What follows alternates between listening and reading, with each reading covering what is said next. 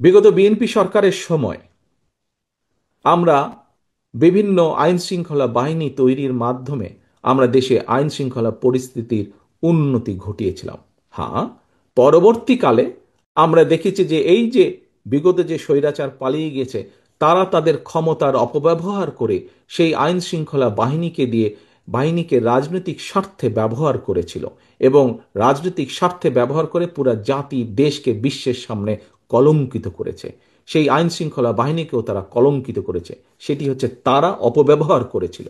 কিন্তু বিএনপি দেশের স্বার্থে কোনো কিছু বিবেচনা, রাজনৈতিক প্রিফারেন্স না দিয়ে বরঞ্চ কিভাবে মানুষের শান্তি শৃঙ্খলা প্রতিষ্ঠিত করা যায়, কিভাবে দেশের আইন শৃঙ্খলা প্রতিষ্ঠিত করা যায়, তার প্রতি মনোযোগী ছিল। সেটাই ছিল বিএনপির কাছে প্রায়োরিটি।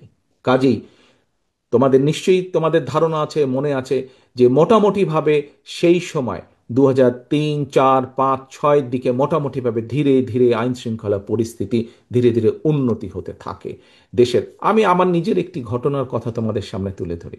একদিন সেটি খুব সম্ভব 2004-5-এর দিকে হবে, 5-এর দিকের ঘটনা। আমি রাত্রেবেলায় অফিস থেকে বাড়িতে ফিরছি। আমি নিজেই গাড়ি চালাচ্ছিলাম ক্যান্টনমেন্টের কাছাকাছি যখন বাসায় পৌঁছেছি। ক্যান্টনমেন্টে তোমাদের হয়তো অনেকের ধারণা আছে, শহীদ আনোয়ার উচ্চ বালিকা বিদ্যালয় একটি আছে, স্কুল আছে। সেই স্কুলের পরেই আমাদের যে বাসাটি ছিল সেই স্কুলের পরে। তো ওইখানে একটি চৌরাস্তার মতন ছিল তখন, এখন আছে কিনা আমি জানি না, একটি চৌরাস্তার মতন ছিল, সেখানে একটি ট্রাফিক সিগন্যাল ছিল। তো লাল বাতির কারণে আমি ওখানে দাঁড়িয়েছি। তো আমি গাড়ির জানলাটা আমার নামানো ছিল। তো আমি যেহেতু সোজা যাবো ওই জন্য আমি লেফট লেনে দাঁড়িয়ে আছি, আর ওইদিকে বনানী রেল চেক পোস্ট দিয়ে বেরিয়ে যায় রাস্তাটি আছে। তো আমার পাশে একটি মিশুক দাঁড়ালো এসে।